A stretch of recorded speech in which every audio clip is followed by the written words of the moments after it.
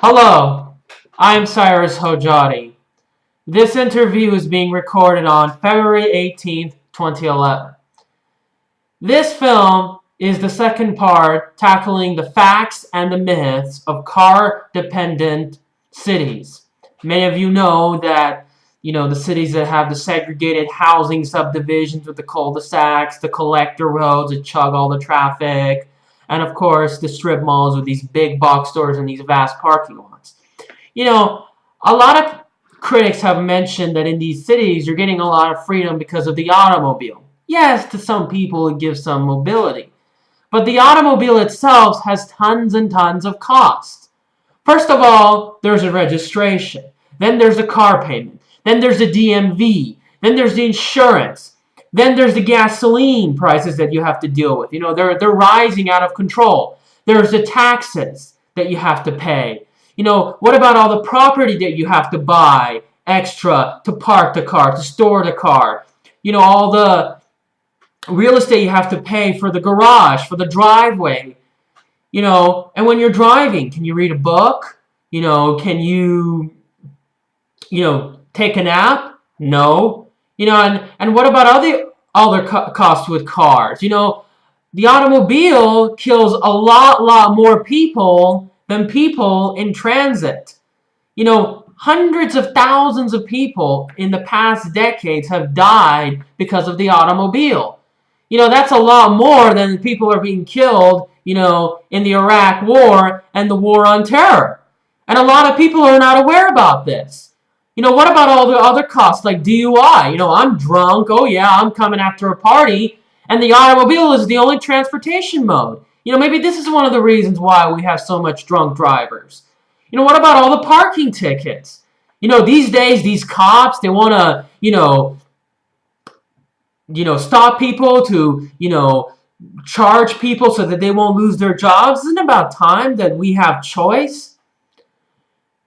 And the other thing that I wanted to discuss is that a lot of people say that people have freedom because in these car-dependent cities, because of these big box stores, these strip malls, that are able to provide higher production. They say higher production means more supply, lower prices, and better for poor people. Now, the higher production has very little to do with big box stores and cars. It has to do with oil-based agricultural techniques, some techniques in the industrial sector. One of my plans wants to redistribute the stores so that it's in a close and a walkable environment. And of course, a lot of these big box stores that, they say that you're getting a lot of liberty, they're like Walmart, Home Depot, they're doing a lot of disaster. They're lobbying, they're providing a lot of discrimination to their workers, they're providing low quality products, and most of all, they're selling off our society and exporting our production and our wealth overseas. That's not what we want. We need to bring those local mom and pop stores. Even Gerald Celente advocates that. And one of the things is that there's a lot of myths that, a lot of these mixed-use new urbanism developments that are alternative to car-dependent suburbias are anti-single-family homes. But then when you look at the recent developments like, Celebration, Florida, just right by the Walt Disney resorts, one of the critics said that Celebration is sprawling. His name is Wendell Cox. Well, at the same time, he's saying that new urbanism is getting people out of their single-family homes, and then he's looking at one of the communities, and he's saying it's sprawling like crazy. He doesn't make up his mind. He's just trying to twist between the issues. And again, I'm not against single-family homes with private yards. I'm against these big box stores that are overbloated with these massive parking lots, these requirements, these subsidies to these parking lots, these collector roads that chug all the traffic, the street dimensions, the building heights, the building requirements, and there's even all these land use segregation, the codes. There's these, segregated cul-de-sacs. Where's the freedom? It makes you want to ask. And there's other things that, people are not aware about. Also, What about all those homeowner associations that you have to deal with? What about all the mellow rows? What about all the property taxes? What about the ability for businesses, for the offices and retail to be mixed in together? What if I'm a clerk and I want to live above the store? Do I have that kind of freedom? No. There's absolutely no freedom because that ability is illegal. And again, a lot of this development, the auto-dependent sprawl, is heavily, heavily subsidized.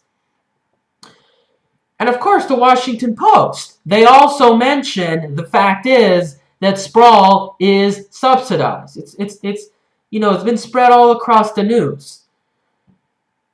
It just makes me ask, a lot of these criticizers who are advocating for free markets, yet they're criticizing mixed use and transit-oriented development, are they attacking other programs that are subsidizing and regulating sprawl, like the Federal Housing Administration?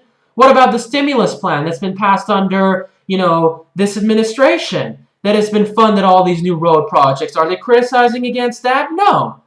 Randal O'Toole and Wendell Cox, they've been silent about this situation. What about the repeal of all the subsidies and codes, like the Interstate Highway Act?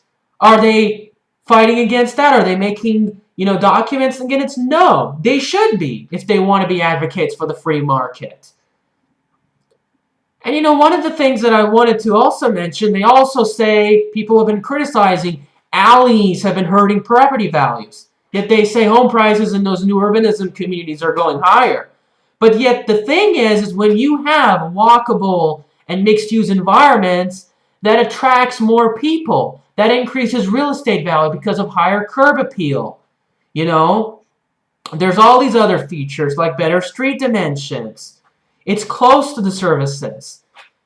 And another thing, the new urbanism does not force people to give up large lot housing. It gives people, transit. So if you want a half-acre home, you have that freedom. It's part of the transit. You can check it out.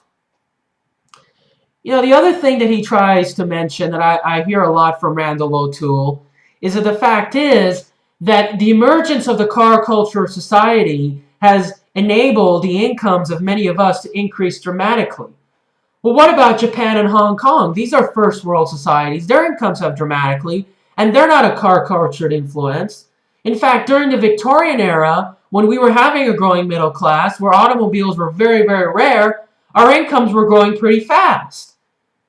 And as a matter of fact, automobile usage increased dramatically since the 1970s. But yet our incomes, adjusted for the real rate of inflation, has actually decreased, considering the cost of food, fuel, and these other costs that are not based on the CPI are not actually counted. I've also heard that the car culture is very compatible with the environmental problems of pollution and the energy scarce resources. Yes, there is a point that the cars will be less pollutive and they will be, more energy efficient. But are they enough to meet with the global demand? Are they enough to meet with the higher extracting costs? Are they enough to meet with the, higher problems with the currency crisis? No. Even the alternative fuels are not going to be enough to meet with the global demand and the global necessities of petroleum. There's a lot of myths that these criticizers need to be tackled down.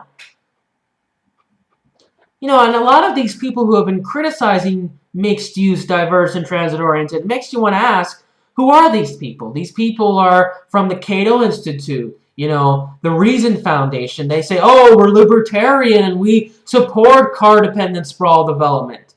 Now, I understand that libertarian is an ideology that's very, very popular, and it has been growing, and, it's been an ideology that's been characterizing, the growing popularity of Ron Paul, and I admire many of the views. But again, you have to understand a lot of people can act libertarian because they want to, gain extra attention. But the truth is, what they support has a lot of codes, a lot of subsidies, a lot of regulations, because they don't attack auto-dependent sprawl whenever, they have regulations. They just attack, subsidies to the rail system. And, I believe new urbanism has been very, very successful. I mean, Portland, the max, ridership has been doing very, very well. The Orenico Station development, 69% of the people, according to one source, use the rail. Now, again, what I want to do, of course, I want to really provide my stance in what I really am standing for.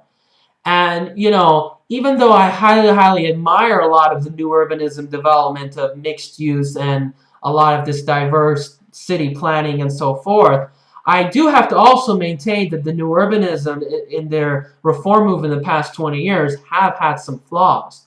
For an example, a lot of them they still want, a little bit of the private sector, to handle their positions. Again, I don't believe that is the right case. I believe that the rail system should be highly, highly privatized. It shouldn't be subsidized. And this entire mixed-use development of diverse cities, compatible streets, and, the shared spaces, all of that should be market-oriented. I want a market-oriented development. And I want to remove the regulations and subsidies that are happening into all the parking lots, all the roadways, all the housing subdivisions, and so forth. And I want people to really wake up to the truth. New urbanism is a step forward, okay? You can see it in Portland and, a lot of the developments all across the continent, all across the world. But again, it's not perfect. There are a bit few flaws to it, and again, I want to provide an improvement to new urbanism, and I want to make sure that this development is highly, highly marketable, and it's market-oriented. So again, we have to understand a lot of the urban problems that we have. Again, and please, if you can, spread the word. All right, that is all I have to demonstrate for right now. If you can, please subscribe to my channel. I will have more videos about urban planning. Not anytime soon. I want to catch up to the markets. So thank you very much. Have a great day, and good luck.